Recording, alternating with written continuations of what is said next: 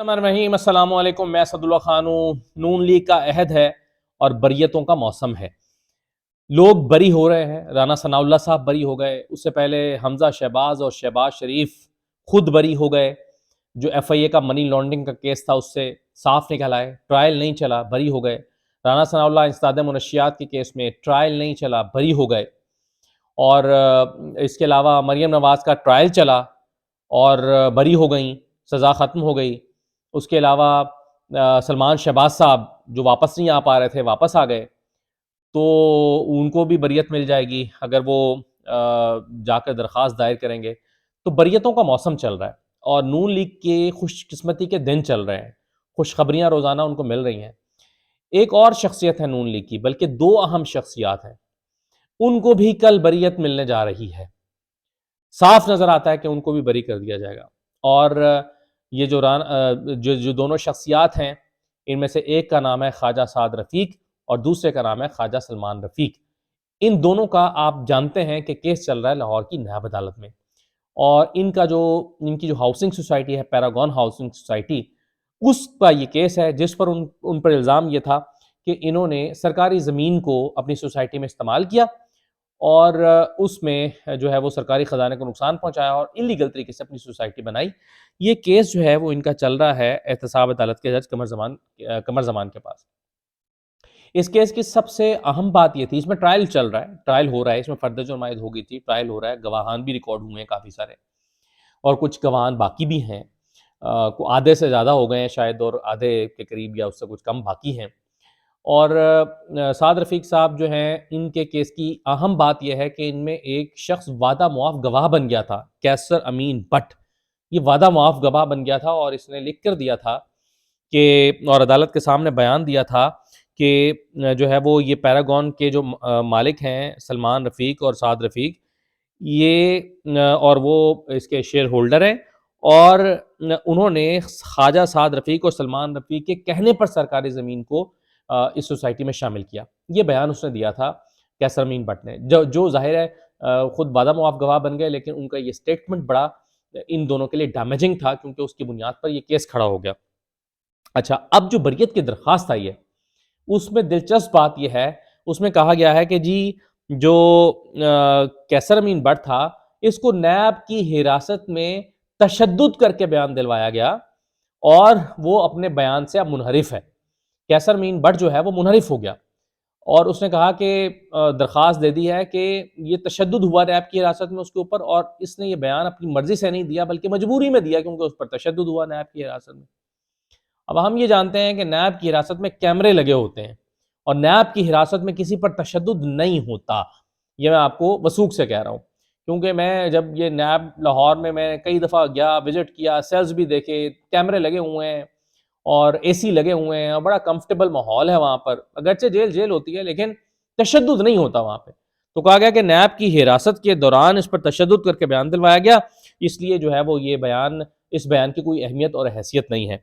اچھا، اب آپ سوچیں گے کہ اس بیان کے مکر جانے سے کیا ہوگا، کیا عدالت اس کو مان لے گی؟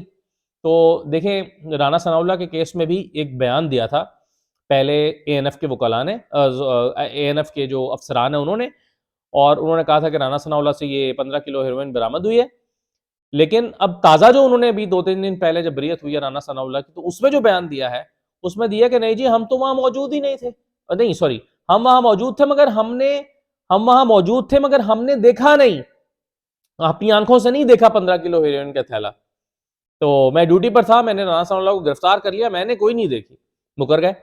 تو جب مکر گئے تو عدالت نے کہا کہ ٹھیک ہے، بریت۔ تو اب یہاں پر بھی یہی ہو رہا ہے کہ ایک جو کیسر امین بٹ ہے وہ مکر رہا ہے، اور جب وہ مکر جائے گا اور عدالت میں کہہ دے گا جی میں تو یہ سٹیٹمنٹ نہیں دینا چاہتا، تو لازمی بات ہے کہ عدالت کیا کرے گی، بریت۔ اچھا، ٹرائل، پہلے کیسز میں کیا ہوا کہ ٹرائل شروع ہوئے بغیر بریت ہو گئی، اس میں کیا ہوگا، اس میں ٹرائل مکمل ہوئے بغیر بریت ہو جائے گی، ٹرائل شروع ہوگا، مکمل نہیں ہوگا اور بریت ہو جائے گی۔ ایک اور کیس میں بھی ایسے ہی ہوا تھا، اور وہ تھا جو میر شکیل الرحمان والا کیس تھا، اس میں بھی وہ اچانک بریت ہو گئی، بریت مانگی بھی نہیں تو بریت ہو گئی، اور جن باقی شریک ملزمان نے بھی نہیں مانگی ہو گئی، یعنی عجیب و غریب سا وہ بھی کیس تھا کہ جس میں جو ہے وہ ایک سٹیج پر 2 دفعہ انہوں نے بریت مانگی اور ریجیکٹ ہوئی، اور کہ نہیں جی ٹرائل کی سٹیج پر بریت نہیں ہو سکتی، یہ کہہ کر بریت کینسل کی گئی 265 کے. اور جب اسی ٹرائل کی سٹیج پر ایک بھی گواہ بھی آگے نہیں بڑھا تھا تو ان کو بری بھی کر دیا آگے جا کے چند مہینے بعد. تو یہ موسم کچھ اسی قسم کا چل رہا ہے. اچھا، اسی میں ایک اور کردار ہے ندیم ضیاء پیرزادہ، اس کو فرنٹ مین مانا جاتا ہے خواجہ سعد صاحب کا، اور یہ مفرور تھا. ظاہر مفرور اسی لیے تھا کہ اس کا بڑا امپورٹنٹ رول تھا. تو یہ مفرور تھا، انویسٹیگیشن کو جوائن نہیں کر رہا تھا. تو اب اس نے ندیم ضیاء پیرزادہ نے بھی آ کے انویسٹیگیشن جوائن کر لی ہے اور پری اریسٹ بیل کرا کے یہ جو ہے وہ انویسٹیگیشن کا حصہ بن گیا. اچھا، انویسٹیگیشن کا جب کوئی نیا ملزم حصہ بنتا ہے تو اس کا فائدہ کیا ہوتا ہے؟ دیکھیں، سعد رفیق کے کیس میں جتنے بھی گواہان ہوئے ہیں، جیسے ہی کوئی نیا ملزم آ کر اس کیس کا حصہ بنتا ہے تو وہ سارے گواہ دوبارہ سے ریکارڈ ہوتے ہیں، دوبارہ اجرا ہوتی ہے، دوبارہ ان کا بیان شہادت ہوتا ہے.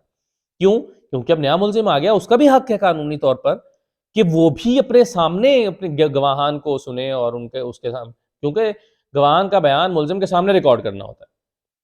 تو اس لیے اب جیسے آپ کو یاد ہوگا کہ نیب میں ایک اور کیس تھا شریف خاندان کے اوپر، جو احتساب عدالت میں منی لانڈرنگ کا، تو اس میں نصرت صاحبہ جو ہیں وہ مفرور تھیں، تو ان کے آنے سے پہلے 10 گواہان ریکارڈ ہوئے تھے کوئی سال 1.5 سال لگا کے.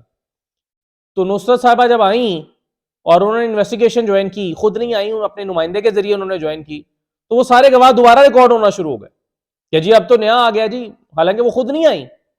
تو اب یہ جو ندیم ضیاء پیرزادہ صاحب آئیں گے، انویسٹیگیشن کو انہوں نے جوائن کیا، تو وہ سارے گواہان دوبارہ ریکارڈ ہوں گے. تو اب اس کی ضرورت نہیں پڑے گی کیونکہ بریت کی درخواست آ گئی ہے. اچھا، پہلے سعد رفیق صاحب اور سلمان رفیق یہ بیان آن ریکارڈ دے چکے ہیں کہ ہم بریت کی درخواست نہیں ڈالیں گے، ہم میرٹ پر بری ہوں گے، ہم اپنا ٹرائل مکمل کروا کے بری ہوں گے تاکہ ہمارے اوپر یہ سٹگما ختم ہو، ہمارے اوپر سے یہ دھبا مٹ جائے، داغ ختم ہو جائے کہ ہم نے جو ہے وہ فیور لی ہے. تو وہ کہتے تھے کہ جی ہم یہ ٹرائل کروا کے خود کو بری کرائیں گے. لیکن کسی نے سمجھایا ہوگا کہ بھائی اتنا ٹائم نہیں ہے، الیکشن آ رہے ہیں، اب جب سب بری ہو رہے ہیں تو تم پاگل ہو، بری کیوں نہیں ہو رہے؟ جاؤ تم بھی بری کی درخواست ہو، تمہارا حق نہیں بنتا بری ہونے کا. تو یہ عوام بھول بھال جائیں گے، کسی کو کیس ہی یاد نہیں رہے گا کیا کیس تھا، کون تھا، کیسے تھا. آپ کہنا کچھ ثابت نہیں ہو سکا، کہتے رہنا بعد میں کچھ ثابت نہیں ہو سکا. تو سعد رفیق صاحب بھی اس بات پہ کنونس ہو گئے ہیں کہ ٹھیک ہے بریت کی درخواست ڈالتے ہیں. اب صبح یہ جو ہے وہ سماعت ہونے جا رہی ہے اور قمر زمان صاحب کی عدالت میں. اب اگر اللہ نے خیر رکھی، قمر زمان صاحب تشریف لے آئے، ان کو کچھ مجبوری نہ ہوئی اور انہوں نے چھٹی نہ کی، اور یہ ایز اٹ از ہوا کہ ایسے ہی انہوں نے آ کے اسٹیٹمنٹ دے دیا کیسر امین بٹ نے بھی، اور کہہ دیا کہ جی میں تو مجبوراً، میں نے تو مار کٹائی کھانے کے بعد یہ دی ہے، بیان الفی دیا تھا یا جو ہے وہ وعدہ معاف گواہ بنا تھا. تو یہ ساری کہانی جو ہے وہ ختم ہو جائے گی. تو مبارک ہو نون لیگ کو کہ 2 اور اہم شخصیات ان کی جو ہے وہ بری ہونے جا رہی ہیں، اور ایک پنجاب کی اہم شخصیت ہے، ایک وفاق کی اہم شخصیت ہے، وزیر ہے ہمارے خواجہ سعد رفیق صاحب، بری ہونا بھی چاہیے. اجازت دیجیے، اللہ حافظ.